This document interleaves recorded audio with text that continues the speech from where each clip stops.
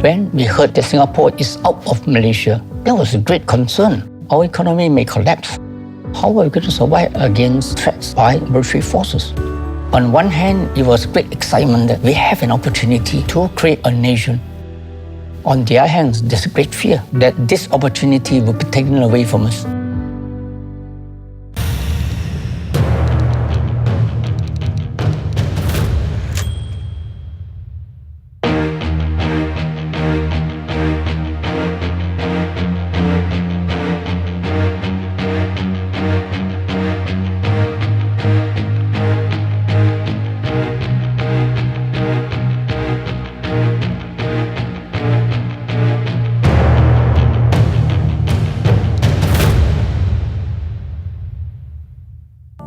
The rapid development of Singapore Armed Forces required the purchase of an extensive range of military technology, all of which had to be thoroughly tested for suitability. Together with two of my colleagues, we were responsible to write specifications for everything that we needed.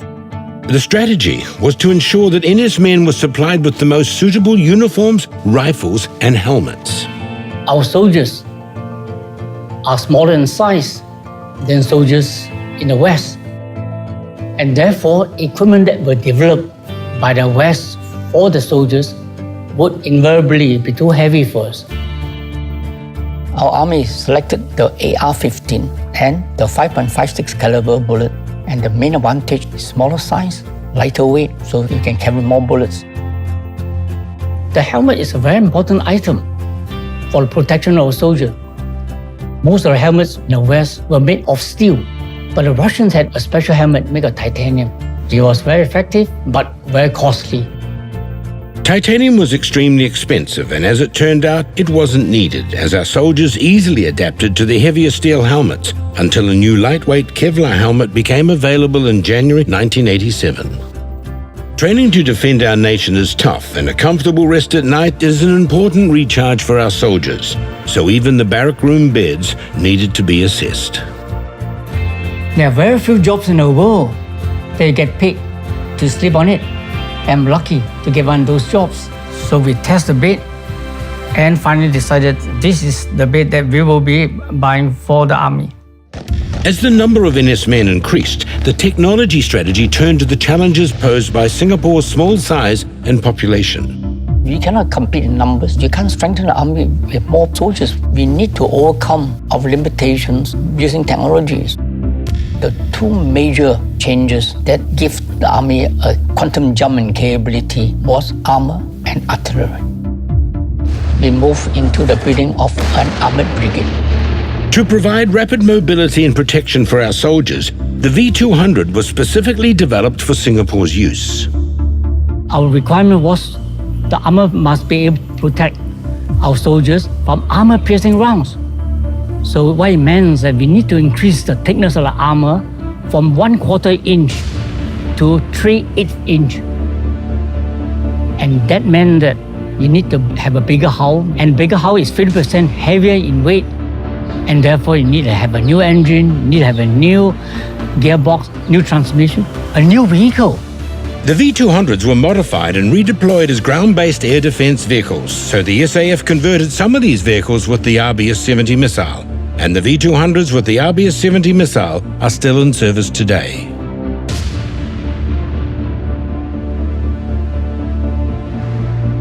To further enhance its capability, the Army replaced its fleet of V200s, which had been in service since the 1970s, with the Peacekeeper Protected Response Vehicle, or PRV.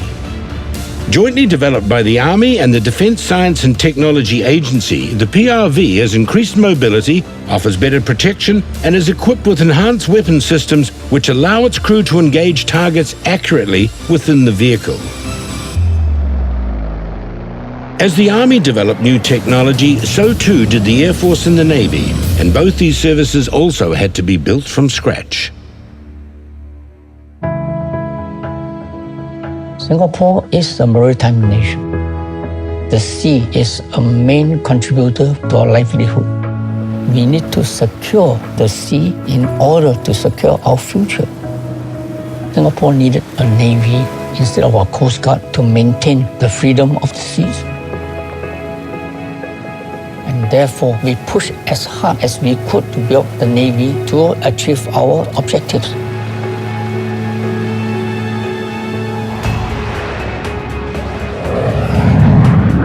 The Air Force is the most flexible force that can be launched in the shortest time and go hundreds of miles in minutes. The most important part of a fighter force, besides the pilots and the aircraft, is the airbase.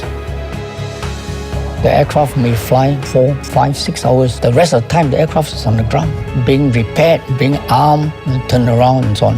And that is the most vulnerable time for the fighter aircraft. So instead of having aircraft maintained on a line, you're maintaining aircraft over the entire airbase. For the budding Air Force, two kinds of surface-to-air platforms were employed. In the case of surface-to-air defense, we bought the British Bloodhound for high-level air defense. The Bloodhound is the first unmanned aircraft of Singapore Armed Forces. It reaches out to beyond 100 kilometers downrange and 70,000 feet in height. And therefore, even the highest surveillance aircraft would be subjected to attack. We bought the latest low-level air defense gun, the Olicon 35mm gun, to protect the air bases from low-level attack. With Singapore's aging population and declining birth rates, the harnessing of technology remains vital. The armed forces will always be small in size because the size of population. In fact, the number of soldiers we have been going down with time, and therefore they must leverage on technology. We need a sustained flow of young people becoming engineers and technologists to provide the SAF with new weapon systems and upgrading of older weapon systems. Recognizing this need, the defense technology community, comprising of DSTA and DSO, has provided the SAF with the scientific know-how and expertise to help safeguard Singapore's independence and sovereignty.